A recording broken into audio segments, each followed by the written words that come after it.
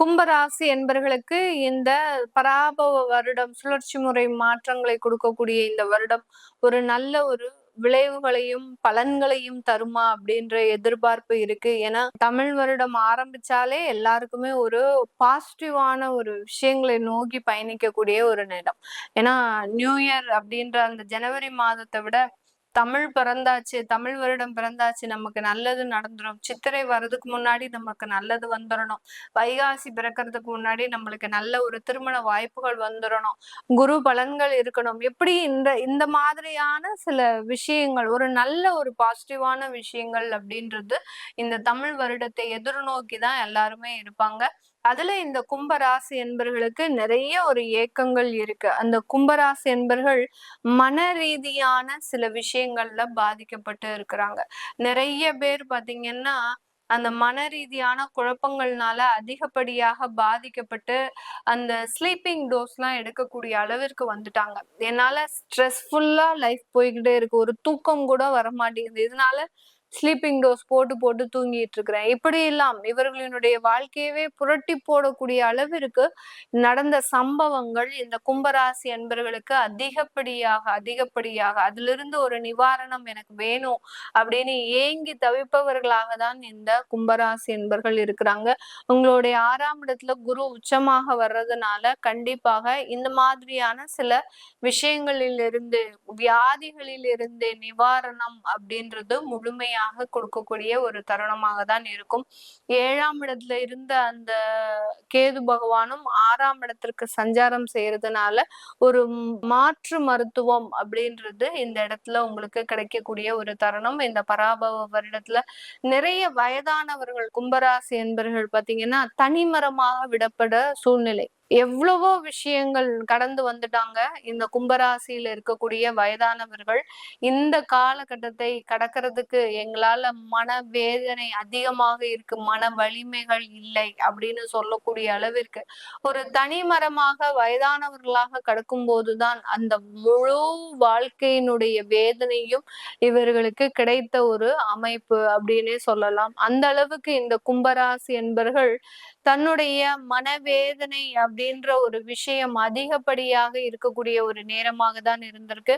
இது எல்லாமே இந்த பராபவ வருடத்துல முழுமையாக தீரக்கூடிய ஒரு நேரமாக தான் இந்த கும்பராசி என்பர்களுக்கு இருக்க போகுது.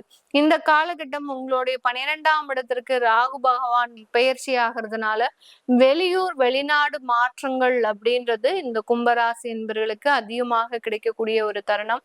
ஏற்கனவே போன வருடம் நீங்க வெளியூர் வெளிநாட்டிற்கு போயிருக்கிறீங்க அப்படின்னா அங்க இருக்கக்கூடிய நிறைய பிரச்சனைகளுக்கு தீர்வு காணக்கூடிய ஒரு நேரமாக தான் இந்த கும்பராசி என்பர்களுக்கு இருக்க போகுது. இந்த ராசி என்பர்கள் தன்னுடைய வாழ்க்கையில வெளிநாட்டிற்கு போகணும் அப்படின்ற ஒரு பெரிய ஒரு கனவாக வச்சிட்டு இருந்தாங்க. நீங்க போன நேரம் அங்க பாத்தீங்கன்னா எங்க பார்த்தாலும் ஒரு குண்டு மழை பொழியக்கூடிய ஒரு நேரம். எந்த இடத்துல எங்க வேலை போகும்னு தெரியல, எந்த நாட்டுல இருந்து எந்த ஆபத்து வரும்னு தெரியல.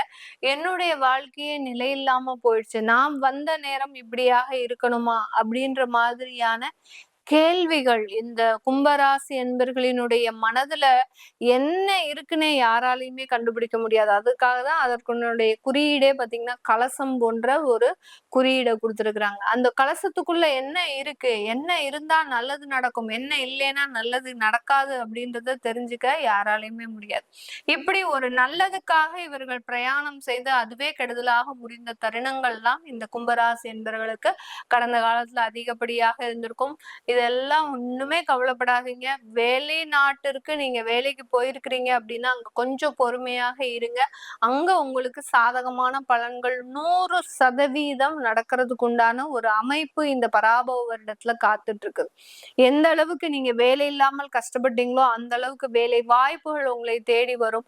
அடுத்து வெளியிடத்துல, அதாவது வெளிநாட்டிற்கு ஏற்றுமதி செய்த நிறுவனங்கள்லாம் இப்ப அதை தடைபட்டு இருக்கக்கூடிய ஒரு சூழ்நிலையில இருக்கிறீங்க. அது எல்லாமே இந்த ஏப்ரல் மாதத்திலிருந்து உங்களுக்கு சீராகக்கூடிய ஒரு சூழ்நிலை அப்படின்றது கண்டிப்பாக வரக்கூடிய ஒரு நேரமாக தான் இருக்கும். இதனால இந்த கும்பராசி என்பர்கள் தன்னுடைய பிரச்சனைகளிலிருந்து ஒன் பை ஒன்னா மீண்டு வரக்கூடிய ஒரு தருணம். நிறைய கும்பராசி என்பவர்களுக்கு 2ஆம் இடத்துல சனி பகவான் இருக்கிறதுனால விவாகரத்து வழக்குகள் குடும்பம் ரீதியா அந்த குடும்பத்துல பாத்தீங்கன்னா 3வது நபர்களினுடைய தலையீடுனால அதிகப்படியான ஒரு நிகழ்வுகள் அப்படின்றது கண்டிப்பாக ஆகி போயிடுச்சு. குடும்பம் ரீதியான விஷயங்கள்ல அதிகப்படியான ஒரு மனமாற்றங்கள். நான் கஷ்டப்படும் போது என்னுடைய குடும்பத்துல இருக்கிறவங்க என்ன கவனிக்கல. ஆனா பாத்தீங்கன்னா நான் இன்னைக்கு நல்லா இருக்கிறேன்னு தெரிஞ்ச உடனே எல்லாரும் என்ன ஒரு ஒரு விதமா பார்க்கக்கூடிய ஒரு சூழ்நிலை என்னால ஜீரணிச்சுக்கவே முடியல அப்படின்னு சொல்லக்கூடிய அளவிற்கு இந்த கும்பராசி என்பவர்களினுடைய வளர்ச்சியை பார்த்து அந்த குடும்ப உறவுகள் இவர்களை ஏமாற்றக்கூடிய எண்ணத்திற்கு கூட வர்றதுக்கு உண்டான அமைப்புகள் இருக்கு. இதெல்லாம் ரொம்ப கேர்ஃபுல்லா இருக்கணும். அடுத்து ஜூலை மாதத்துல இருந்து அந்த சனி பகவான் வக்கரத்தன்மை அடையறதுனால கொஞ்சம் ஏழரை சனியினுடைய தாக்கம். ஏன்னா கும்பராசி என்பர்கள் பாத சனியினுடைய அதாவது ஏழரை சனியினுடைய கடைசி ஸ்டேஜ்ல இருக்கிறீங்க. அதனால ரொம்ப எவ்வளவுக்கு எவ்வளவு நீங்க கவனத்தோட விழிப்போட இருக்கிறீங்களோ அவ்வளவுக்கு அவ்வளவு அந்த நன்மைகளை அந்த சனி பகவான் செய்யக்கூடிய ஒரு சூழ்நிலை தான். இந்த கும்பராசி என்பர்கள் உங்களுடைய திருமணம் சம்பந்தப்பட்ட நிறைய விஷயங்கள்ல பிரச்சனைகள் இருந்திருக்கும். அடுத்து பாத்தீங்கன்னா நிறைய உற்பத்தி சார்ந்த தொழில்ல உங்களுக்கு கடன் ரீதியான பிரச்சனைகள் இருந்திருக்கும். அடுத்து பாத்தீங்கன்னா வேலை ரீதியான அரசாங்க உத்தியோகத்துல ஒரு நிரந்தர தன்மை இருக்காது. எப்போதுமே தற்காலிகமாக செயல்பட வேண்டிய ஒரு சூழ்நிலை. எந்த இடத்துல எப்போ போஸ்டிங் மாத்தி போடுவாங்கன்றத தெரியல அப்படின்ற அளவுக்கு இருக்கக்கூடிய ஒரு சூழ்நிலை.